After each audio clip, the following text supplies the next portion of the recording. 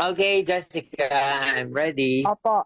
Kamusta ho ang prognosis po sa inyo as of today ng doktor? It's 50-50. 50% to live a few more months, a year. 50% anytime. Baka hindi na huminga.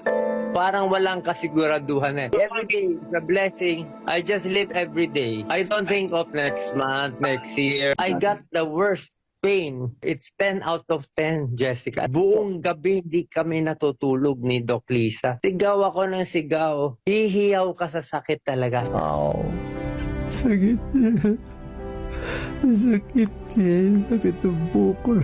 If somebody told me he will give me Dormicum and let me sleep it off and die, okay na sa akin. I would have taken it. When I was here, I was surprised that many politicians come here. Sabi, if the politicians are coming here, hindi ba kayo naawa sa kababayan natin? Mayaman ka o mahirap, trap ka in the Philippines. They have 3 advantage sa healthcare na wala tayo. They have speed. Ang bilis. Pagdating ko dito, sabi nila, in 48 hours, we will give you your treatment. Pero mo 48 hours, na PET scan, CT scan, 2D echo, biopsy, meron pa akong genetic testing abroad. On the 48-hour chemo agad ako. May gamot. Sa Pilipinas, I have to wait 1 to 2 weeks. Ay na ang Pilipinas. Kahit Doc Willie, ay ka pa rin. Paano kung Juan de la Cruz ka? Kaya ako nagigilty.